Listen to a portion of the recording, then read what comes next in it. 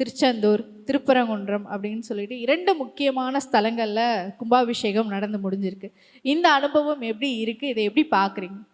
முருகர் யுகம் ஆரம்பம்ன்றது வந்து ஒரு 2022 எல்லாருமே முருகரை பற்றி பேசுவாங்க பாருங்க. நம்ம கவிதா சகோதரி அவங்ககிட்ட தான் சொன்னேன், ஆமா. இன்னைக்கு நம்ம முருகனை பற்றி பேசுகிறோங்க. ஒரு காலத்தில் பாருங்கள் எல்லாருமே முருகரை பற்றி பேசுவோம், எங்கே முருகர் எதில் முருகர் இருப்பாருன்னு சொல்லிட்டு சொன்னோம்.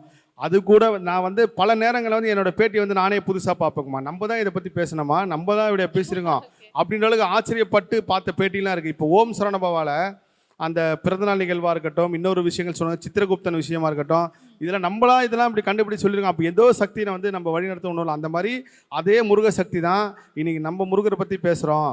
ஃப்யூச்சரில் பாருங்கள் எங்கே முருகர் எதில் முருகராக வந்து இருப்பார் அப்படின்னு சொன்னதுக்கப்புறம் உண்மையிலே வந்து எங்கள் சோஷியல் மீடியா திறந்தாலே வந்து முருகர் முருகர் முருகர் முருகர். இப்போ சமீபமாக வேலூர் வந்து நான் போயிருக்கேன். அங்கே வந்து பிரம்மசாஸ்தாவாக முருகர் அருள் போட்டுட்டு இருக்காரு. பிரம்மசாஸ்தாவாக தமிழ்நாட்டில் வந்து ஒரு 3-4 இடம் மட்டும் தான் இருக்குது. அந்த 3-4 இடமே 4 யுகங்களுக்கு சம்மந்தப்பட்ட இடம். இப்போ நம்ம அறுபடை வீடுன்றோம்ல, அந்த அறுபடை வீடு தமிழ்நாட்டில் மட்டும் கிடையாது, உலகம் ஃபுல்லாகவும் இந்தியா ஃபுல்லாகவும் அறுபடை வீடு இருக்குது முருகருக்காக. நீங்கள் வட இந்தியா எடுத்துன்னா முதல் அறுபடை வீடு வந்து கார்த்திகேய சுவாமி டெம்பிள் இமயமலையில் இருக்கார், கிரௌஞ்சபுரியில். அந்த மாதிரி பல இடத்துல இருக்குது. அதுக்கப்புறம் 2வது அறுபடை வீடு எதுன்னு பார்த்தீங்கன்னா ஒடிசாவில் இருக்குது. 3வது அறுபடை மகாராஷ்டிராவில் இருக்குது. வட இந்தியாவிலும் அறுபடை முருகர் இருக்கார்.